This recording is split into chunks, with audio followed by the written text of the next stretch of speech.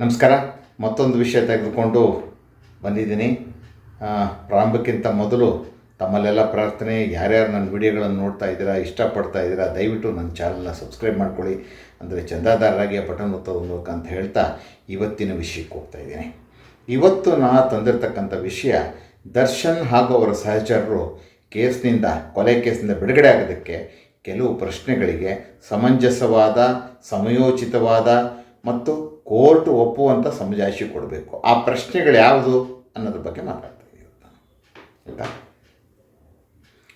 ಈಗ ನಿಮಗೆಲ್ಲ ಗೊತ್ತಿದೆ, ದರ್ಶನ್ ಹಾಗೂ ಅವರ ಸ್ನೇಹಿತರು ಆರೋಪಿಗಳಂಥ ಕೊಲೆ ಕೇಸು ಈಗ ತನಿಖೆ ಮುಗಿದಿದೆ. ಅಂದರೆ ಪೊಲೀಸ್ನವರು ಚಾರ್ಜ್ ಶೀಟನ್ನು ರೆಡಿ ಮಾಡೋದಕ್ಕೆ ಕೆಲಸ ಮಾಡ್ತಾ ಇರ್ತಾರೆ.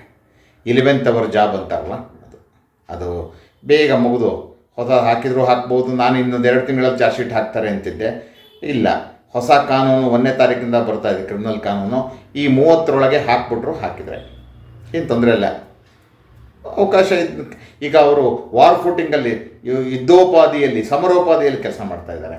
ಆದ್ದರಿಂದ 30ರೊಳಗೆ ಹಾಕಿದರೂ ಕೂಡ ನನಗೀಗ ಆಶ್ಚರ್ಯ ಅಲ್ಲ ಅಂತ ನಾನು ಹೇಳೋಕ್ಕೆ ಇಷ್ಟಪಡ್ತೀನಿ. ಆಶ್ಚರ್ಯ ಆಗಲ್ಲ ನನಗೆ, ಯಾಕಂದರೆ ತನಿಖೆ ಅಷ್ಟು ವೇಗವಾಗಿ ಮುಗಿಸಿ ಅವರು ಜುಡಿಷಿಯಲ್ ಕಸ್ಟಡಿ ಕೊಟ್ಟಿದ್ದಾರೆ ಆರೋಪಿಗಳನ್ನು. ಆಯಿತಾ? ನ್ಯಾಯಾಂಗ ಬಂಧನಕ್ಕೆ ಒಳಪಡಿಸಿದ್ದಾರೆ. ಆದ್ದರಿಂದ ಈಗ ಚಾರ್ಜ್ ಶೀಟ್ ಹಾಕೋದಕ್ಕೆ ಯಾವುದೇ ಅಡ್ಡಿ ಆತಂಕಗಳು ಅವರಿಗಿಲ್ಲ. ಆದ್ದರಿಂದ 30ರೊಳಗೆ ಚಾರ್ಜ್ ಶೀಟ್ ಹಾಕ್ಬೋದು ಅಂತ ನಂಗೆ ಅನಿಸ್ತಾ, ಈಗ ಬಲವಾಗಿ ಅನಿಸ್ತಾ ಇದೆ. ಆಯಿತು, ಇರಲಿ, ಅದೇನೇ ಇರಲಿ, ಅವ್ರು ಹಾಕ್ತಾರೆ. ಈಗ ಕೇಸ್ನಲ್ಲಿ ಯಾರು ಆರೋಪಿ ದರ್ಶನ್ ಮತ್ತು ಸಹಚರರಿದ್ದಾರೆ, ಯಾರೇ ಆಗಲಿ ಆರೋಪಿಗಳು, ಗೊತ್ತಾಯ್ತಾ, ಅವರು ಕೇಸ್ ಕೋರ್ಟಿನ ಮುಂದೆ ಹೋದಾಗ ನಾವು ಈ ಒಂದು ಆರೋಪವನ್ನು ಒಪ್ಕೊಳ್ಳೋದಿಲ್ಲ, ಚಾರ್ಜ್ ಮಾಡಿ ಅಂತ ಹೇಳ್ತಾರೆ. ಹೌದಾ? ಮಾಡ್ತಾರೆ. ಆಗ ವಿಚಾರಣೆಗೆ ಹೋಗುತ್ತೆ ಕೋರ್ಟಲ್ಲಿ. ಅವರು ಸರಿಯಾದ ಒಬ್ಬ ಲಾಯರ್ನ ನೇಮಿಸ್ಕೊಳ್ತಾರೆ. ನಾನು ಮೊದಲೇ ಹೇಳಿದಾಗೆ ಒಬ್ಬೊಬ್ಬ ಆರೋಪಿಗಳು ಒಬ್ಬೊಬ್ಬರನ್ನ, ಅಥವಾ ಇಬ್ಬಿಬ್ಬರು ಒಬ್ಬೊಬ್ಬರನ್ನ, ಒಂದು 3-4 ಜನ ಲಾಯರ್ಗಳು ಬರ್ತಾರೆ, ವಿಚಾರಣೆ ಎದುರಿಸ್ತಾರೆ ಆರೋಪಿಗಳು. ಈಗ ಪ್ರಾಸಿಕ್ಯೂಷನ್ ಅವರು ತಮ್ಮ ವಿಟ್ನೆಸ್ಗಳನ್ನು ಎಕ್ಸಾಮ್ ಮಾಡ್ತಾರೆ, ಮತ್ತು ಬೇರೆ ಬೇರೆ ವಿಟ್ನೆಸ್ಗಳ ಮೂಲಕ ಮಹಜರ್ಗಳನ್ನು ಹೇಳಿಸ್ತಾರೆ. ಮತ್ತು ಕೆಲವು ಏನು ಸಾಂದರ್ಭಿಕ ಸಾಕ್ಷ್ಯಗಳು ಅಂತ ಹೇಳಿದ್ದೆ ನಾನು ಹಿಂದಿನ ವಿಡಿಯೋದಲ್ಲಿ, ಸರ್ಕಮ್ಸ್ಟೆನ್ಷಿಯಲ್ ಎವಿಡೆನ್ಸ್, ಅದನ್ನು ಪ್ರೊಡ್ಯೂಸ್ ಮಾಡ್ತಾರೆ. ಅದು ಡಿಜಿಟಲ್ ಇರ್ಬೋದು, ಟೆಲಿಕಮ್ಯುನಿಕೇಷನ್ ಇರ್ಬೋದು, ಮೆಸೇಜ್ ಇರ್ಬೋದು, ಫೋನ್ಗಳ ಮೂಲಕ ಬಂದಂಥ ಇರ್ಬೋದು, ಇವರ ಚಲನವಲನಗಳ ಕುರಿತಾಗಿರ್ಬೋದು, ಅವೆಲ್ಲವನ್ನು ಪ್ರೊಡ್ಯೂಸ್ ಮಾಡ್ತಾರೆ. ಈಗ ನನ್ನ ಪ್ರಶ್ನೆ ಮತ್ತು ನನಗೆ ಅನಿಸ್ತಾ ಇರೋದು, ಬಹಳ ಮುಖ್ಯವಾದ ಚಾಲೆಂಜು ಈ ದರ್ಶನ್ ಮತ್ತು ಸ್ನೇಹಿತರಿಗೆ ಅಂದರೆ, ಈ ಸರ್ಕಮ್ಸ್ಟೆನ್ಷಿಯಲ್ ಎವಿಡೆನ್ಸ್ ಏನಿದೆ ಅದಕ್ಕೆ ಅವರು ಸರಿಯಾದ ಸ್ಪಷ್ಟೀಕರಣ ಕೋರ್ಟಿನ ಮುಂದೆ ಕೊಡಬೇಕು. ಬಿಡುಗಡೆ ಆಗಲೇಬೇಕು ಅಂದರೆ ಕೋರ್ಟಿಗೆ ಕೆಲವು ಸಂದರ್ಭಗಳ ವಿವರಣೆ ಅವ್ರು ಕೊಡಬೇಕು. ಯಾಕೆ ಅಲ್ಲಿದ್ದೆ, ಯಾಕೆ ಹೋದೆ, ಯಾಕೆ ಫೋನ್ ಮಾಡಿದೆ, ಯಾಕೆ ಸಂಪರ್ಕದಲ್ಲಿದ್ದೆ ಇತ್ಯಾದಿಗಳನ್ನು ಹೇಳುವಂಥ ಜವಾಬ್ದಾರಿ, ಭಾರ ಅವ್ರ ಮೇಲಿರುತ್ತೆ.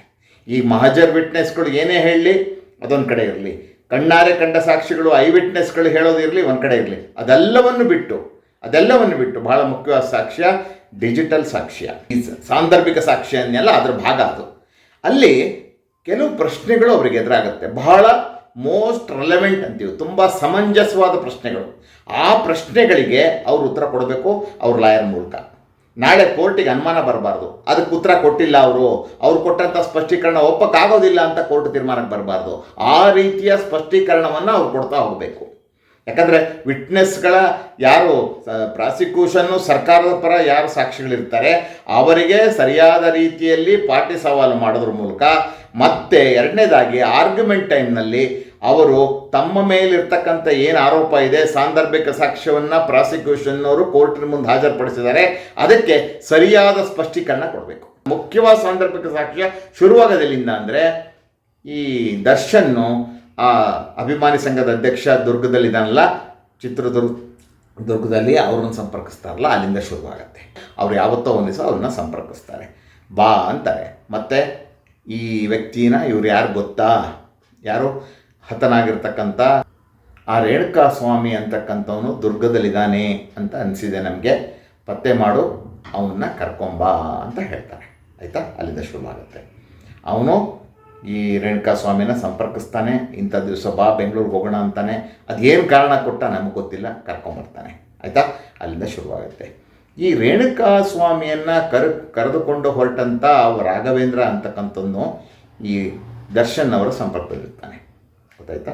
ಅವನು, ನೀವು ರಾಘವೇಂದ್ರನಿಗೆ ಯಾಕೆ ಫೋನ್ ಮಾಡಿದ್ರಿ, ಏನು ಹೇಳಿದ್ರಿ, ಅವನು ಈ ಯಾರು ರೇಣುಕಾ ಸ್ವಾಮಿಯನ್ನು ಕರ್ಕೊಂಡು ಬೆಂಗಳೂರಿಗೆ ಯಾಕೆ ಬಂದವನೇ ನಿಮ್ಮ ಮನೆ ಹತ್ರ ಯಾಕೆ ಬಂದ, ಲೊಕೇಶನ್ ತೋರಿಸ್ತಾ ಇದೆ ಫೋನು, ಉತ್ತರ ಕೊಡಿ. ಮತ್ತೆ ಸ್ವಲ್ಪ ಹೊತ್ತಿನ ನಂತರ ಅವರು ಆ ಪಟ್ಟಣಗೆರೆ ಶೆಡ್ಡಿಗೆ ಹೋದರು. ಆಯಿತಾ, ನೀವು ನಂತರ ಅಲ್ಲಿಗೆ ಹೋಗ್ತೀರಾ. ಯಾಕೆ ಹೋದ್ರಿ ಅಲ್ಲಿಗೆ? ಯಾಕಂದರೆ ನಿಮಗೂ ರೇಣುಕಾ ಸ್ವಾಮಿ ಹತ್ಯೆಗೂ ಸಂಬಂಧ ಇಲ್ವಲ್ಲ, ಯಾಕೆ ಹೋದ್ರಿ? ಅಲ್ಲಿ ನಿಮ್ಮ ಸ್ನೇಹಿತರುಗಳೆಲ್ಲ ಇದ್ದರು, ಅವ್ರು ಇದ್ದಿದ್ದಕ್ಕೆ ಸಂಪರ್ಕ ಇದೆ. ಮತ್ತು ನೀವು ಅಲ್ಲಿದ್ದ ವ್ಯಕ್ತಿಗಳಿದಾರಲ್ಲ ಅವ್ರ ಜೊತೆ ಎಲ್ಲ ಸಂಪರ್ಕದಲ್ಲಿದ್ದರೆ ಹಿಂದೆ ನಿಮ್ಗೆ ಪರಿಚಯ ಇದೆ ಅಂತ, ಇಂತಿಂಥ ತಾರೀಕಲ್ಲಿ ಹಿಂದೆ ಕಳೆದ 1 ವರ್ಷದಿಂದ ಎಷ್ಟು ವರ್ಷ ಸಂಪರ್ಕದಲ್ಲಿದೆ ಅಂತೇಳಿ ಕಾಲ್ ಡೀಟೇಲ್ಸ್ ಅಲ್ಲಿದೆ. ಅವ್ರು ನಿಮ್ಗೆ ಪರಿಚಯ ಇದ್ದಾರೆ ತಾನೇ? ಹೌದು. ಪರಿಚಯ ಇದ್ದರೆ ಏನು ಮಾತಾಡ್ತಾ ಇದ್ರಿ ಅವ್ರ ಹತ್ರ? ಹೌದು. ಅವರೆಲ್ಲ ಇದ್ದ ಮೇಲೆ ಆ ರೇಣುಕಾ ಸ್ವಾಮಿನ ಒಳಗಡೆ ಪಟ್ಟಣಗೆರೆ ಶೆಡ್ಡಿಗೆ ಕರ್ಕೊಂಡು ಹೋಗಿದ್ದಾರೆ, ಲೊಕೇಶನ್ ತೋರಿಸ್ತಾ ಇದೆ. ಮತ್ತು ನೀವಲ್ಲಿಗೆ ಹೋದ್ರಿ, ಮತ್ತು ನಿಮ್ಮ ಜೊತೆಲಿರ್ತಕ್ಕಂಥ ಹೆಂಗಸನ್ನು ಕರ್ಕೊಂಡು ಹೋದ್ರಿ. ಯಾಕೆ ಹೋದ್ರಿ? ನಿಮಗೆ ಸಂಬಂಧ ಇದ್ದಿದ್ಮೇಲೆ, ನಿಮಗೆ ಸಂಬಂಧ ಇಲ್ಲ, ನೀವು ಕೆಲಸ ಮಾಡಿಲ್ಲ, ಆರೋಪಿ ನೀವು ಕೊಲೆ ಮಾಡಿಲ್ಲ, ಕೊಲೆಗೆ ಹೋಗೋದಕ್ಕೂ ಸಂಬಂಧ ಇಲ್ಲ ಅಲ್ವಾ, ಯಾಕೆ ಹೋದ್ರಿ? ಮತ್ತು ಅಲ್ಲಿ ಇಷ್ಟು ಗಂಟೆಯಿಂದ ಇಷ್ಟು ಗಂಟೆ ತನಕ ಅಲ್ಲಿದ್ರಿ, ನಮಗೆ ತೋರಿಸ್ತಾ ಇದೆ ಲೊಕೇಶನ್. ನಿಮ್ಮ ಜೀಪು ಅಥವಾ ಕಾರು ಓಡಾಡಿದ್ದು CCTV ಕ್ಯಾಮರಾದಲ್ಲಿ ರೆಕಾರ್ಡ್ ಆಗಿದೆ. ಆಯಿತಾ? ಅಲ್ಲಿಂದ ಮತ್ತೆ ಮನೆಗೆ ಬಂದ್ರಿ, ಹೌದಾ? ಇಷ್ಟೊತ್ತಿಗೆ ರಾತ್ರಿ ಮತ್ತೆ ವಾಪಸ್ ಅಲ್ಲಿಗೆ ಬಂದ್ರಿ. ಯಾಕೆ ಬಂದ್ರಿ? ಮತ್ತು ಅಲ್ಲಿ ಕೊಲೆಯಾದ ತಕ್ಷಣ ನವೀನ್ ಅಂತಕ್ಕಂಥ ವ್ಯಕ್ತಿ ನಿಮಗೆ ಒಂದು ವಿಡಿಯೋ ಕಳಿಸ್ತಾನೆ. ಅದರಲ್ಲಿ ಈ ರೇಣುಕಾ ಸ್ವಾಮಿ ಕೊಲೆ ಆಗಿರ್ತಕ್ಕಂಥದ್ದು ಕಾಣುತ್ತೆ, ತೋರಿಸುತ್ತದು ಆ ವಿಡಿಯೋ. ತದನಂತರದಲ್ಲಿ ಏನಾಯಿತು? ಆ ನವೀನ್ ಅಂತಕ್ಕಂಥದ್ದು ನಿಮಗೆ ಯಾಕೆ ಕಳಿಸ್ತಾನೆ? ನಿಮಗೂ ಅದಕ್ಕೂ ಸಂಬಂಧ ಇಲ್ವಲ್ಲ ಅಲ್ವಾ, ನೀವು ಮಾಡೇ ಇಲ್ಲಲ್ಲ, ನೀವು ನಿರಪರಾಧಿ ಅಲ್ವಾ, ನಿಮ್ಗೆ ಯಾಕೆ ಕಳಿಸ್ತಾನೆ ಅವನು? ಅವ್ರು ಮಾಡಿದರೆ ಅವ್ರು ಕಾಲ್ ಮಾಡ್ಕೊಂಡು ಹೋಗ್ಬೋದಿತ್ತು, ಅವ್ರೇನೋ ಹಣೆ ಬರ ಅಂತ ಮಾಡ್ಕೋಬೋದಿತ್ತು. ಆಯಿತಾ? ನಿಮ್ಗೆ ಯಾಕೆ ಕಳಿಸ್ತಾರೆ? ನೀವು ಆಮೇಲೆ ಒಂದಷ್ಟು ಜನಗಳಿಗೆ ಫೋನ್ ಮಾಡಿದ್ದೀರಾ, ನೋಡಿ ಈ ನಂಬರ್ ಇಂಥವ್ರಿಗೆ ಮಾಡಿದ್ದೀರಾ, ಈ ನಂಬರ್ ಇಂಥವ್ರಿಗೆ ಮಾಡಿದ್ದೀರಾ, ಈ ನಂಬರ್ ಇಂಥವ್ರಿಗೆ ಮಾಡಿದ್ದೀರಾ. ಯಾಕೆ ಮಾಡಿದ್ರಿ? ಏನು ಅಂಥದ್ದೇನಿತ್ತು? ತಕ್ಷಣ ಅಷ್ಟು ಜನಕ್ಕೆ ಫೋನ್ ಮಾಡಬೇಕಂತಂದು ಏನಿತ್ತು? ಆಯಿತಾ? ಮತ್ತು ನೀವೆಲ್ಲರೂ ಯಾರ್ಯಾರಿದ್ದಾರೆ 16-17 ಜನ ಆರೋಪಿಗಳಿದ್ದೀರಾ, ನೀವೆಲ್ಲ ಪರಸ್ಪರ ಸಂಪರ್ಕದಲ್ಲಿದ್ದಿರಿ, ಒಂದೇ ಲೊಕೇಶನ್ಲಿದ್ದಿರಿ, ಒಂದೇ ಲೊಕೇಶನ್ ಓಡಾಡಿದ್ದೀರಾ. ಇದಕ್ಕೆ ಉತ್ತರ ಏನು ಕೊಡ್ತೀರಾ? ಇದು ಪ್ರತಿಯೊಬ್ಬ ಆರೋಪಿಗೂ ಎದುರಾಗ್ತಕ್ಕಂಥ ಪ್ರಶ್ನೆ. ಆಯಿತಾ? ನೀವೀಗ ಅಲ್ಲಿ ಆ ಒಂದು ಅಪರಾಧದಲ್ಲಿ ಭಾಗವಹಿಸಿಲ್ಲ ಅಂತ ಹೇಳ್ತೀರಾ, ಹೌದಾ? ಭಾಗವಹಿಸಿಲ್ಲ ಅಂದಮೇಲೆ ಇಂತಿಂಥ ಸ್ಥಳದಲ್ಲಿ ಯಾಕಿದ್ರಿ? ಮತ್ತೆ ನಿಮ್ಮ ಸರ್ಚರ್ ಒಬ್ರು ಯಾರೋ ಪೊಲೀಸ್ನವ್ರಿಗೆ ಫೋನ್ ಮಾಡ್ತಾರೆ ಬೆಳಿಗ್ಗೆ. ಏನು ಮಾತಾಡಿದ್ರು? ಯಾಕೆ ಮಾತಾಡಿದ್ರು? ಪೊಲೀಸ್ನವ್ರ ಹತ್ರ ಮಾತಾಡೋ ಅವಶ್ಯಕತೆ ಏನಿತ್ತು? ಕಾಮಾಕ್ಷಿಪಾಳ್ಯ ಇನ್ಸ್ಪೆಕ್ಟ್ರಿಗೆ ಫೋನ್ ಮಾಡಿದ್ರ, ಸಬ್ ಇನ್ಸ್ಪೆಕ್ಟ್ರಿಗೆ. ಯಾಕೆ? ಇದೇ ವ್ಯಕ್ತಿ. ಆಮೇಲೆ 4 ಜನ ಹೋಗಿ ಅಲ್ಲಿ ಸರೆಂಡರ್ ಆಗ್ತಾರೆ. ಯಾಕೆ ಸರೆಂಡರ್ ಆದರು? ಆಮೇಲೆ ಸರೆಂಡರ್ ಆಗ್ಕಿಂತ ಮೊದಲು ನಿಮ್ಮ ಸಂಪರ್ಕದಲ್ಲಿದ್ದರು, ಭಾಳ ಸಲ ಫೋನ್ ಮಾಡಿದ್ದಾರೆ. ಅವರು ಸರೆಂಡರ್ ಆಗ್ತಕ್ಕಂಥ ವ್ಯಕ್ತಿಗಳು ನಿಮ್ಗೆ ಯಾಕೆ ಫೋನ್ ಮಾಡಿದರು? ನಿಮ್ಮ ಸಂಪರ್ಕದಲ್ಲಿ ಯಾಕಿದ್ರು? ಯಾಕಂದ್ರೆ ನೀವು ಅಲ್ಲಿ ಇನ್ವಾಲ್ವ್ ಆಗಿಲ್ವಲ್ಲ, ನಿಮಗೂ ಅದಕ್ಕೂ ಸಂಬಂಧ ಇಲ್ವಲ್ಲ. ರೇಣುಕಾ ಸ್ವಾಮಿಗೂ ನಿಮ್ಗೆ ಯಾವುದೇ ರೀತಿ ಸಂಬಂಧ ಇಲ್ಲ. ಆದರೂ ಯಾರು ಹತ್ಯೆ ಮಾಡಿದ್ದೀನಿ ಅಂತ ಹೇಳ್ಕೊಂಡು 4 ಜನ ಯಾರು ಪೊಲೀಸ್ನವರಿಗೆ ಅನ್ನಪೂರ್ಣೇಶ್ವರಿ ನಗರ ಪೊಲೀಸ್ ಠಾಣೆಗೆ ಹೋಗಿರಿ, ಯಾರು ಸರೆಂಡರ್ ಆಗ್ತಾರೆ, ಅವರು ನಿಮ್ಮ ಸಂಪರ್ಕದಲ್ಲಿದ್ದರು. ಯಾಕೆ ಸಂಪರ್ಕದಲ್ಲಿದ್ದರು? 4-5 ಸಲ ಫೋನ್ ಮಾಡಿದರು. ಯಾಕೆ ಮಾಡಿದ್ದಾರೆ? ಅದೇ ರೀತಿ ಬೇರೆ ಬೇರೆ ಆರೋಪಿಗಳು ಆ ರೇಣುಕಾ ಸ್ವಾಮಿಯನ್ನೇ ಇಷ್ಟೊತ್ತಿಗೆ ಕರ್ಕೊಂಬಂದರು ಅಂತ ನಮಗೇನು ರೆಕಾರ್ಡಲ್ಲಿ ಸಿಕ್ಕಿದೆ, ದಾಖಲೆ ಸಿಕ್ಕಿದೆ. ಅಲ್ಲಿಂದ ಗೊತ್ತಾಯ್ತಾ, ನೀವು ಮೈಸೂರಿಗೆ ಹೋಗೋ ತನಕ, ಮೈಸೂರಿಗೆ ಹೋದ್ಮೇಲೂ ಕೂಡ ಅವರೆಲ್ಲರ ಸಂಪರ್ಕದಲ್ಲಿದ್ದಿರಿ. ಯಾಕಿದ್ರಿ? ತುಂಬ ಕಾಲ್ಗಳು ನಿಮಗೆ ಬಂದಿದೆ, ನೀವು ಕೆಲವರಿಗೆ ಮಾಡಿದ್ದೀರಾ. ಯಾಕೆ ಮಾಡಿದ್ರಿ? ಏನು ಹೇಳ್ತೀರಾ? ಏನಾರ ಸಿನಿಮಾ ಶೂಟಿಂಗ್ ನಡೀತಿತ್ತು ಆ ಶೆಡ್ಡಲ್ಲಿ? ಬೇರೆ ಯಾರಿದ್ರು? ನಿರ್ದೇಶಕರಿದ್ರಾ, ನಿರ್ಮಾಪಕರಿದ್ರಾ, ಬೇರೆ ನಟನಟಿಯರಿದ್ರಾ? ಇನ್ನೇನು ನಡೀತಿತ್ತು? ಯಾವುದಾರ ಜಾತ್ರೆ ನಡೀತಿತ್ತ ಅಲ್ಲಿ? ಅಥವಾ ಯಾವುದಾರ ಒಂದು ಕ್ರೀಡಾ ಕಾರ್ಯಕ್ರಮ ಇತ್ತಾ? ಏನಿತ್ತು? ಆಮೇಲೆ ಮಧ್ಯರಾತ್ರಿ ಅಷ್ಟೊತ್ತಿಗೆ ಅಲ್ಲಿ ಹೋಗಿ ಬಂದು ನಿಮ್ಮ ಮನೆಯಲ್ಲಿ ನೀವು ಆರಾಮಾಗಿ ಸುಪ್ಪತ್ತಿಗೆಯಲ್ಲಿರತಕ್ಕಂಥ ಜನ ಮಲ್ಕೊಂಡು ಆರಾಮಾಗಿದ್ದು ಬೆಳಗ್ಗೆ ಮೈಸೂರಿಗೆ ಹೋಗುವಂಥವ್ರು ಶೂಟಿಂಗಿಗೆ, ಅಲ್ಲಿ ರಾತ್ರಿ ಯಾಕೆ 2:30-3:00ಗೆಲ್ಲ ಬಂದು ಹೋದ್ರಿ? ಅಂಥದ್ದು ಏನಿತ್ತಲ್ಲಿ? ಯಾಕೆ ಬರಬೇಕಿತ್ತು ರಾತ್ರಿ? ಅಂಥ ತುರ್ತು ಏನಿತ್ತಲ್ಲಿ ನಿಮ್ಗೆ ಬರೋದಕ್ಕೆ? ಅಂಥದ್ದು ಏನು ಸಂಭವಿಸಿತ್ತು ಆ ಶೆಡ್ಡಲ್ಲಿ? ಇದೆಲ್ಲ ಬಹಳ ಸಮಂಜಸವಾದ ಪ್ರಶ್ನೆಗಳು. ಇದು ಸಾಂದರ್ಭಿಕ ಸಾಕ್ಷ್ಯವನ್ನು ಸೂಚಿಸ್ತವೆ. ಯಾರ್ಯಾರು ಎಲ್ಲಿದ್ದರು, ಎಲ್ಲಿ ಹೋದರು, ಸಂಪರ್ಕದಲ್ಲಿದ್ದರು, ಹಿಂದಿನ ವಿಡಿಯೋದಲ್ಲೂ ಹೇಳಿದ್ದೀನಿ ನಾನು, ಇಲ್ಲಿ ವಿವರವಾಗಿ ಹೇಳ್ತಾ ಇದ್ದೀನಿ. ಇದು ಸಾಂದರ್ಭಿಕ ಸಾಕ್ಷ್ಯ. ಒಬ್ಬ ವ್ಯಕ್ತಿನ ಕರ್ಕೊಂಬಂದಿದ್ದಾರೆ, ಅವನ ಶೆಡ್ಡಲ್ಲಿ ಸತ್ತೋಗಿದ್ದಾನೆ, ಬೇರೆ ಸಾಕ್ಷಿಗಳೆಲ್ಲ ಅದಕ್ಕೆ ಪೂರಕವಾಗಿದೆ. ನೀವಲ್ಲಿ ಹೋಗಿ ಬಂದಿದ್ದೀರಾ, ನಿಮ್ಮ ಸಂಪರ್ಕದಲ್ಲಿದ್ದಾರೆ, ಅವರೆಲ್ಲ ಇದ್ದವರೆಲ್ಲ ನಿಮ್ಮ ಸಂಪರ್ಕದಲ್ಲಿದ್ದರು, ಮೆಸೇಜಸ್ ಬಂದಿದೆ, ಮತ್ತು ನೀವು ಮಾತಾಡಿದ್ದೀರಾ. ಯಾಕೆ ಕೊಡಿ ಉತ್ತರ. ಕೋರ್ಟಿಗೆ ಮನದಟ್ಟ ಆಗುವಂತೆ, ಕೋರ್ಟ್ ಒಪ್ಪಿಕೊಳ್ಳುವಂತಹ ಸಮಜಾಯಿಷಿ ನೀವು ಕೊಡಬೇಕು. ಆಯಿತಾ? ಯಾಕೆ ಹೋಗಿದ್ರಿ, ಅಲ್ಲೇನು ಕಾರ್ಯಕ್ರಮ ಇತ್ತು, ನಿಮಗೂ ಶೆಟ್ಟಿಗೂ ಏನು ಸಂಬಂಧ, ನಿಮಗೂ ರೇಣುಕಾ ಸ್ವಾಮಿಗೂ ಏನು ಸಂಬಂಧ, ಅವ್ನು ಕರ್ಕೊಂಬಂದ ನಿಮ್ಮನೆ ಹತ್ರ ಯಾಕೆ ಬಂದ, ಇತ್ಯಾದಿ ಇತ್ಯಾದಿ ಹಲವಾರು ಪ್ರಶ್ನೆಗಳು ಈ ಆರೋಪಿಗಳಿಗೆ ಎದುರಾಗ್ತವೆ. ಅದಕ್ಕೆಲ್ಲ ಉತ್ತರ ಕೊಡಬೇಕು ಅವರು. ಉತ್ತರ ಇಲ್ಲದೆ ಹೋದರೆ ಅಡ್ವರ್ಸ್ ಇನ್ಫರೆನ್ಸ್ ಅಂತ ಕರಿತೀವಿ. ನಿಮಗೆ ವಿರುದ್ಧವಾದ ಒಂದು ತೀರ್ಮಾನಕ್ಕೆ ಕೋರ್ಟ್ ಬರುತ್ತೆ. ಯಾವುದೇ ಸಂದರ್ಭ ಆಗಲಿ ಕೇಳಿದ ಕೋರ್ಟ್ನಲ್ಲಿ ಕೋರ್ಟಿಗೆ ಅನುಮಾನ ಬಂದರೆ ಗೊತ್ತಾಯ್ತಾ, ಕೋರ್ಟೇನು ನೇರವಾಗಿ ನಿಮಗೆ ಪ್ರಶ್ನೆ ಕೇಳೋದೇ ಇಲ್ಲ. ನಿಮ್ಮ ಎವಿಡೆನ್ಸಲ್ಲಿ ಏನು ಪಾರ್ಟಿ ಸಾಲ್ವ್ ಮಾಡಿರ್ತೀರ ಅದಿರುತ್ತೆ ಕೋರ್ಟಿನ ಮುಂದೆ. ಮತ್ತು ನೀವು ಆರ್ಗ್ಯುಮೆಂಟಲ್ಲಿ ಏನು ಹೇಳ್ತೀರಾ, ಲಾಯರು ಪ್ರತಿಯೊಂದು ಘಟನೆಗೆ ಸಮಜಾಯಿಷಿ ಕೊಡ್ತಾರೆ. ಲಾಯರು 1, 2, 3 ಇಂಥ ಟೈಮ್ನಲ್ಲಿ ಅಲ್ಲಿ ಯಾಕಿದ್ರು, ಇಲ್ಲಿ ಯಾಕೆ ಫೋನ್ ಮಾಡಿದ್ರು, ಅದ್ಯಾಕೆ ಸಂಪರ್ಕದಲ್ಲಿದ್ದರು, ಅದ್ಯಾಕೆ ಪರಸ್ಪರ ಅವರೆಲ್ಲ ಒಂದು ಕಡೆ ಸೇರಿದ್ರು ಶೆಡ್ನಲ್ಲಿ, ಇತ್ಯಾದಿಗಳ ಬಗ್ಗೆ ಪೊಲೀಸ್ನವರು ನಿಮ್ಮ ಲಾಯರು ಸಮಜಾಯಿಷಿ ಕೊಡ್ತಾರೆ ಕೋರ್ಟಿಗೆ. ಜಸ್ಟಿಫಿಕೇಷನ್ ಅಂತ ಕರಿತೀವಿ. ಆ ಜಸ್ಟಿಫಿಕೇಷನ್ ಕೊಟ್ಟಾದ್ಮೇಲೆ ಕೋರ್ಟು ಕುತ್ಕೊಂಡು ನ್ಯಾಯಾಧೀಶರು ಜಡ್ಜ್ಮೆಂಟ್ ಬರೆಯೋಕ್ಕೆ ಶುರು ಮಾಡ್ತಾರೆ, ಯೋಚನೆ ಮಾಡೋಕ್ಕೆ ಶುರು ಮಾಡ್ತಾರೆ, ಇದರಲ್ಲಿ ಏನು ಮಾಡಬೇಕು ಅಂತ. ಆಗ ಅವ್ರಿಗೆ ಎದುರಾಗ್ತಕ್ಕಂಥದ್ದು ಬೇರೆ ಮಹಾಜರ ಸಾಕ್ಷಿಗಳು, ಐ ವಿಟ್ನೆಸ್ ಯಾರು ಇದ್ದರೆ ಅವರು ಬಿಟ್ಟರೆ ಮುಖ್ಯವಾಗಿ ಬರ್ತಕ್ಕಂಥದ್ದು ಸಾಂದರ್ಭಿಕ ಸಾಕ್ಷಿಗಳು. ಈ ಡಿಜಿಟಲ್ ಸಾಕ್ಷ್ಯ, ಹೌದು ಅವರಲ್ಲಿ ಹೋಗಿದ್ದಾರೆ, ನಾನೆಲ್ಲ ಅಂತಾರೆ, ಕೊಲೆಗೂ ನನಗೂ ಸಂಬಂಧ ಇಲ್ಲ ಅಂತಾರೆ. ಯಾಕಂದ್ರೆ ಅಲ್ಲಿದ್ದರು ಅವರು, ಯಾಕೆ ದುರ್ಗದಿಂದ ಅವ್ನು ಕರ್ಕೊಂಬರಕ್ಕೆ ಹೇಳಿದ್ರು, ಕರ್ಕೊಂಬಂದು ಸಂಬಂಧ ಇದ್ದನ್ನು ಇವ್ರ ಮನೆ ಹತ್ರ ಯಾಕೆ ಬಂದ ರಾಜರಾಜೇಶ್ವರಿ ನಗರಕ್ಕೆ, ಮತ್ತೆ ಅಲ್ಲಿಂದ ಶೆಡ್ಡಿಗೆ ಹೋದ್ನಲ್ಲ, ಶೆಡ್ಡಿಗೆ ಇವರೇ 2 ಸಲ ಹೋದ್ರು ಬಂದರು. ಆ ಹೆಂಗಸನ್ನ ಯಾಕೆ ಕರ್ಕೊಂಡು ಹೋದ್ರು ಇವರು, ಮತ್ತೆ ವಾಪಸ್ ಕರ್ಕೊಂಬಂದರು, ಮಧ್ಯರಾತ್ರಿ ಯಾಕೆ ಹೋದರು.